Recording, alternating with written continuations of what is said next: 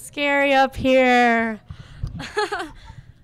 Hi, everyone. Thank you so much for being here. I really appreciate it. I know it's Third Thursday, and that is when a lot of things happen, so it means a lot that all of these... Oh, look, my roommate. Hi.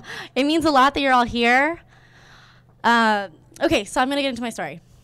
So 3 things you need to know about me. Number 1, I've worked my whole life, well, at least since I was 15, which feels like my whole life. But I've always loved working. I've always been driven, and I've loved making my own money and, being my own person. Number 2, I care more about the results than the process. So I might do things last minute. Things might not happen the way you thought it would, but it'll be awesome in the end. Like, oh, you guys are sitting in the middle of a driveway. Oops, sorry. But look, you're here, and it's awesome. So that. And then the 3rd thing you need to know about me is I'm very stubborn. So I really stick to my guns, and I believe in what I believe in. And even if I'm poor and sad and miserable, I'd rather be that way than do something that's not right for me. So, 3 things. All right, so rewind 2 years ago, I was about to graduate from ASU. I studied marketing and design. I was really excited, thought I was going to go into marketing right afterwards. And 2 weeks before I'm about to graduate, I get an email from my advisor, and she's like, "Dear Kelsey, are you excited to graduate?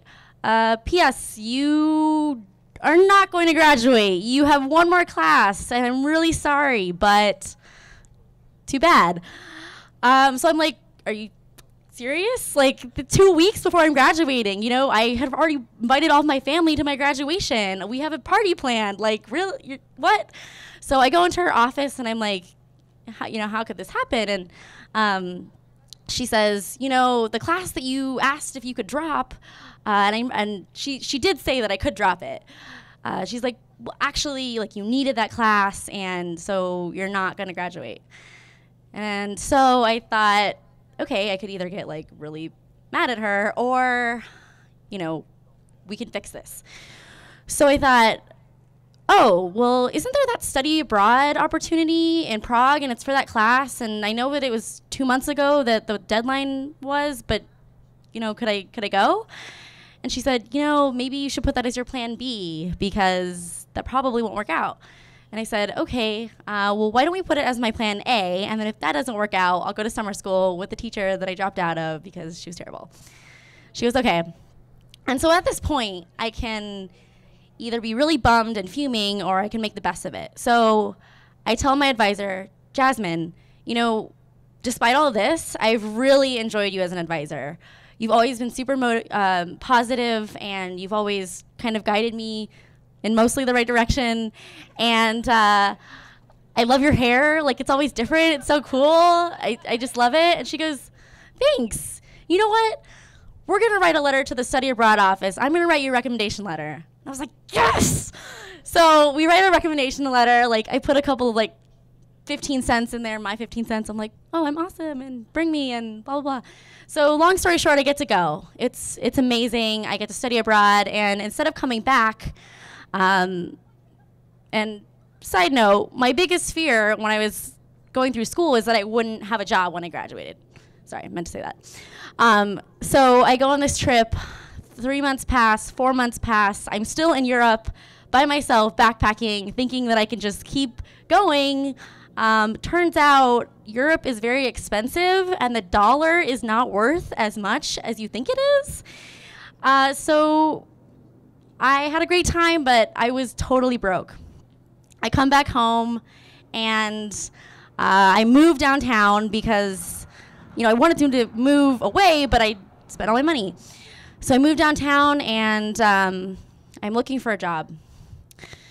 So I start applying, trying to use my network. I had a business advisor in college. I had a career advisor. I had all these internships and all this experience. And of course, I could get a job, right? I don't care that, the recession, and I don't believe that. That just doesn't apply to me. Not true.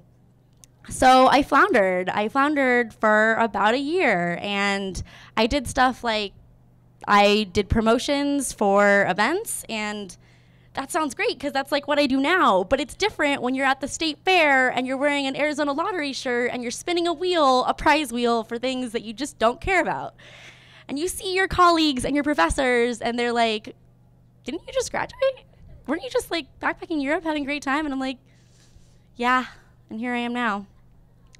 So not that the lottery's not cool, like lottery winners in here, maybe losers will like agree with me, but it just wasn't right for me. So during that time of floundering, I started doing things like planning mastermind groups, which are basically positive peer groups for people who are struggling and young people who are looking to solve challenges and focus on their goals. I started doing that for free every week at my house with food. I don't know how I do it. I use a lot of canned food. I'm sorry, people who came. I don't recommend it. And then I started doing a clothing swap because I took a 1-year shopping sabbatical, which sounds like really, virtuous, but it was because I was broke and I had too much stuff and, so I started doing these things for free. So during this time, a friend of mine, actually my roommate now, she says, Amiga, you could really be an event planner. You could really be a community organizer. And I thought, really? You think so? She's like, yeah, you can do it. So I go, okay, I'm an event planner, sure.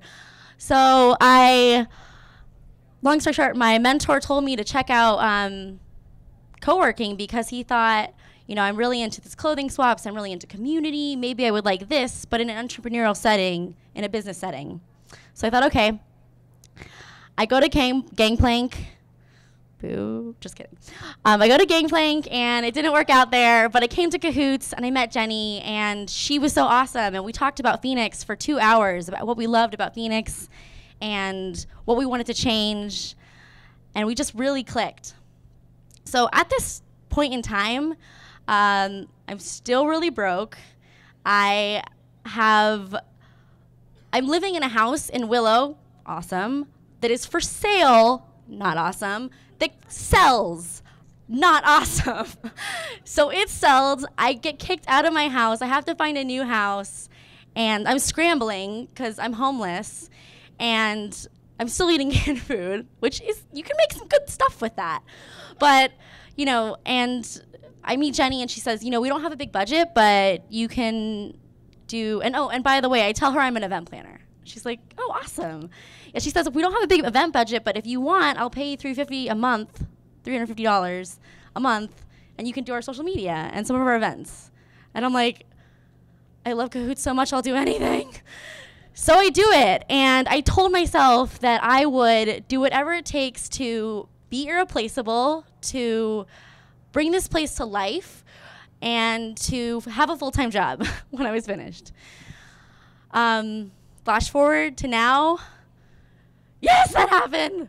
I'm so amazed that happened because a year ago I was so sad and I was so broken, and my parents were like, you just need to get a job. It doesn't have to be a job that you love. It doesn't have to be your dream job. Just do something and make money even if you don't like it. And I was like, Dad, I can't. I'd rather be broke and sad and miserable than do something I hate.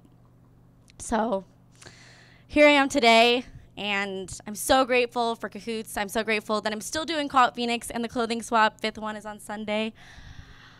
And that's me. Keep creating your own opportunities and embrace your failures because they'll lead to something way awesome. Thank you.